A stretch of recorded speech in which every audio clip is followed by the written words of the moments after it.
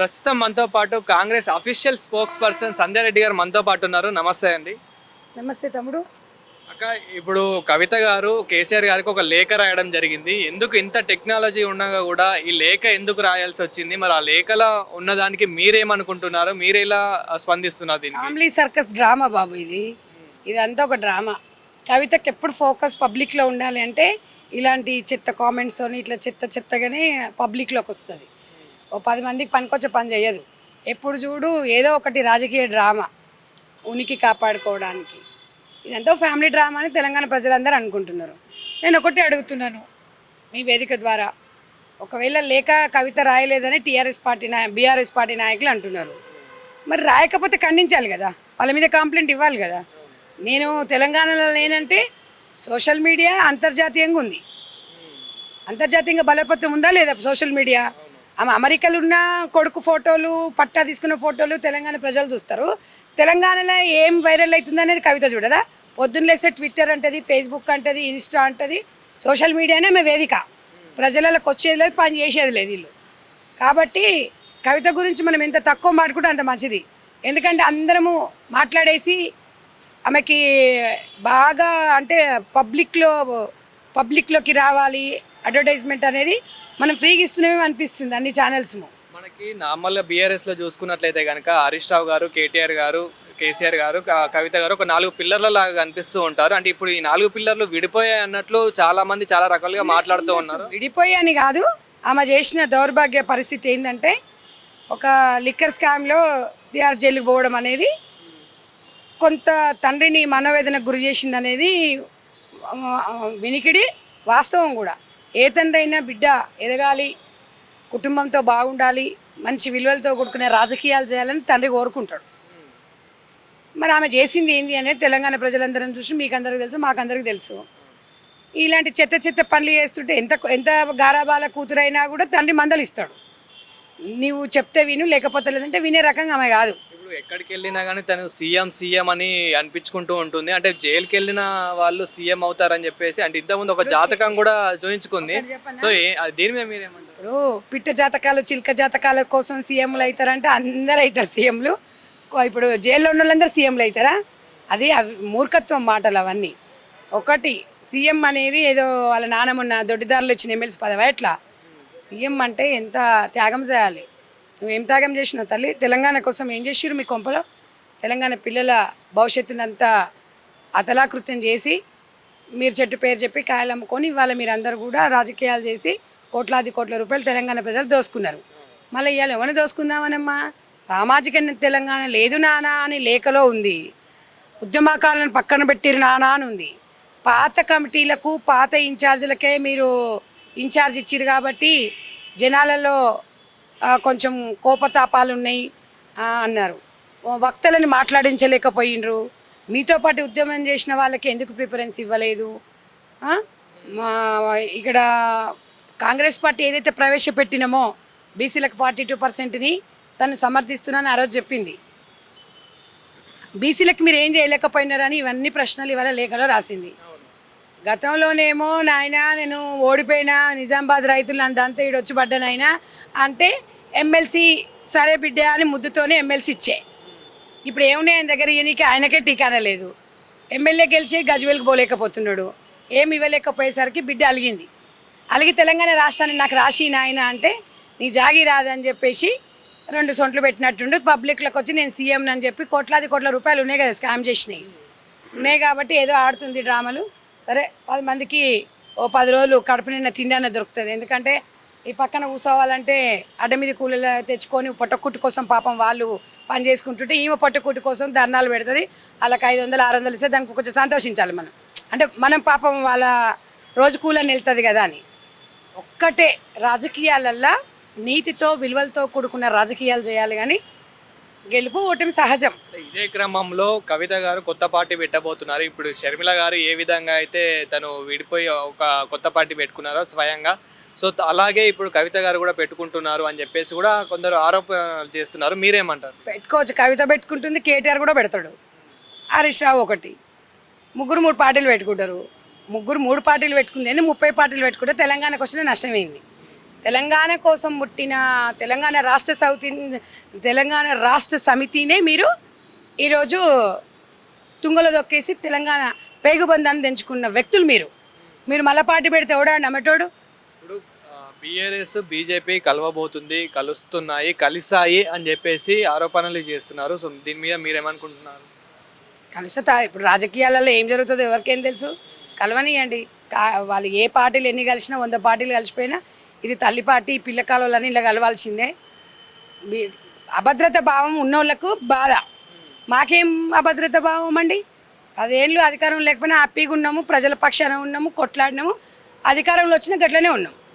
తేడా గొప్ప ఏం తెలియదు. కాబట్టి దాని గురించి వాళ్ళని స్పందించాల్సిన అవసరం లేదు.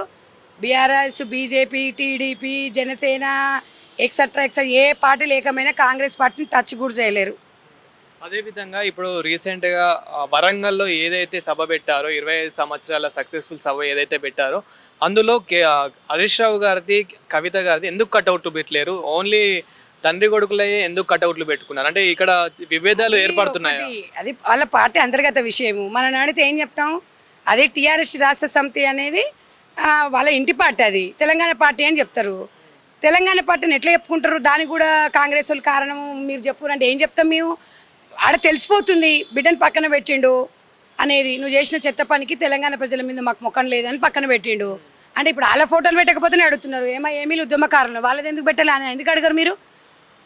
మేము ప్రజల తరపున చెప్తున్నా, ఉద్యమకారులకు ఫస్ట్ మనము ఎట్లాగో గవర్నమెంట్ ఉన్నప్పుడు ఎట్లా బీఆర్ఎస్ అధికారులు ఉన్నప్పుడు ఎట్లా వాళ్ళకి విలువనివ్వలేదు. కనీసం ఎప్పుడైనా కళ్ళు తెరిచి మనం ఎందుకు ఇట్లా ఓడిపోయాము, మనం ఎందుకు ఇట్లా చేసామని నెమరేసుకోవాలి. వాళ్ళు ఒకసారి కూర్చొని ఎందుకు అనేది వాళ్ళు ఆలోచించుకుంటలేరు.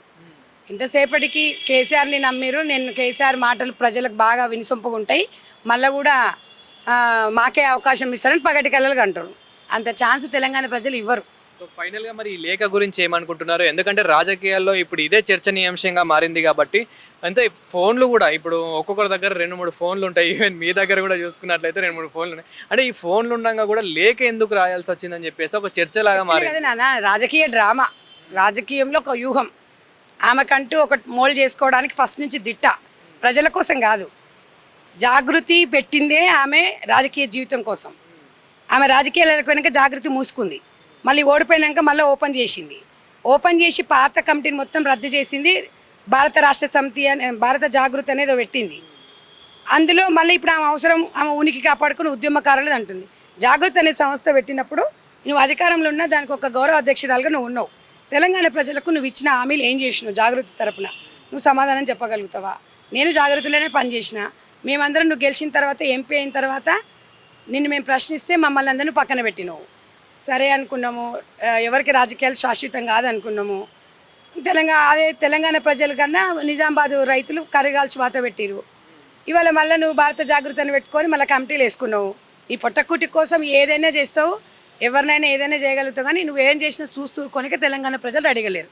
అదేవిధంగా ఇప్పుడు కవిత గారు కావాలనే ఇదంతా చేయించారు, కవిత గారితో ఎవరో చేయించారు అని అనుకుంటున్నారు, అనేవాళ్ళు ఉన్నారు. దీని మీద మీరే? కవిత గారు చేపించేంత ఆమె అమాయకురాలు ఏం కాదు. నోట్లో ఎలుగట్ల కొరకదా ఆమెకి ఏమన్నా అదే అంత చదువుకొని విదేశాలలో ఉద్యోగం చేసి వచ్చింది.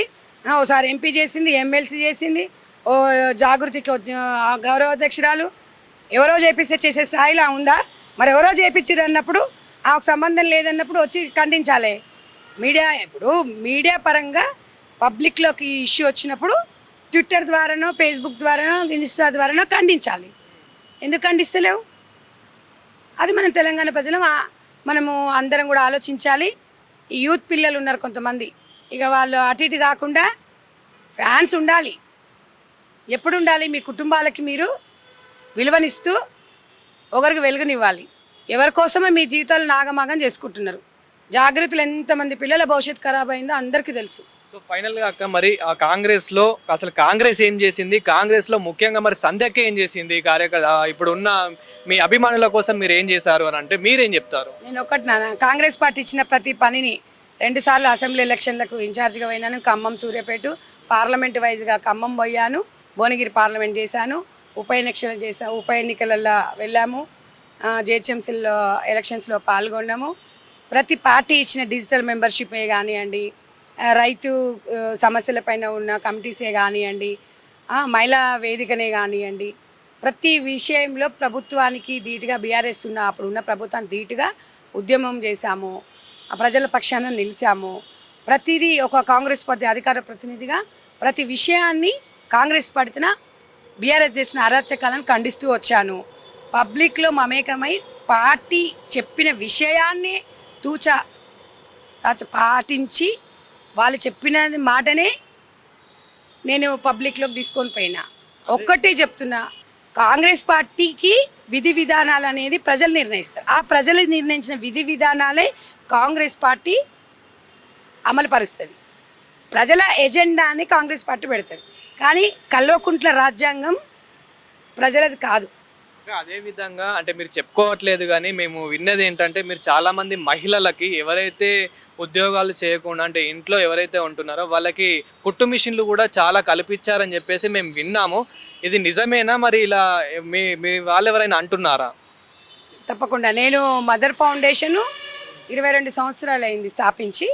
ప్రతి గ్రామీణ మహిళలకు ఉచితంగా టైలరింగ్ శిక్షణ ఇచ్చి, టీచర్స్కి జీతాలు మేమే ఇచ్చి, ఒక ఉపాధి అవసరమైన వాళ్ళకి ఉపాధి చూపిస్తాం. అవసరం లేని వారికి వారి బ్లౌజులే వారు కుట్టుకునే విధంగా మహిళల ఆత్మగౌరవం దెబ్బతినకుండా ఒంటరి మహిళలకు అండగా మదర్ ఫౌండేషన్ చైర్మన్గా నేను వాళ్ళకి తోడుగా ఉన్నాను. అది డిఫరెంట్, అది పొలిటికల్కి సంబంధం ఉండదు. అదొక NGO organisation. Mother foundation chairman అందులో సంధ్యక్క. ఇక్కడ కాంగ్రెస్ పార్టీ అధికార ప్రతినిధి అనేది నాకు ఇష్టమైనది. ఇది ఈ అధికార ప్రతినిధి అనేది తెలంగాణ తల్లి అమ్మ సోనియా గాంధీ గారు తెలంగాణ ఇచ్చింది కాబట్టి, ఉద్యమకారురాలు నేను ఇచ్చింది కాబట్టి, అమ్మ ఇచ్చినందుకు కాంగ్రెస్ పార్టీని నేను అందులో పార్టీలో చేరడం, అందులో నాకు అధికార ప్రతినిధి ఇవ్వడం, ఎప్పటికప్పుడు పార్టీ ఇచ్చిన సందేహాన్ని ప్రజలకు తీసుకెళ్లడం, రెండుగా బ్యాలెన్స్ చేసుకుంటూ ముందుకెళ్తున్నాను. మదర్ ఫౌండేషన్ అనేది ఏ పార్టీకి రిలేటెడ్ ఉండదు. ప్రజలకు, అక్కడ ఉన్న మహిళలకు ఒక భరోసాను కల్పించాలి, ఆత్మగౌరవం బ్రతకాలి. ఏదైనా సంఘటనలు జరిగి భర్త చనిపోయినా, ఏదైనా విధి శాతం విడిపోయినా మనమందరం అధైర్యపడకుండా పిల్లల కోసం, మీ పిల్లల బంగారు భవిష్యత్తు కోసం మీరు కమిట్మెంట్గా ఉండి ముందుకెళ్ళాలి అని చెప్పి వాళ్ళకు ఒక మాట చెప్తూ ఉంటాను.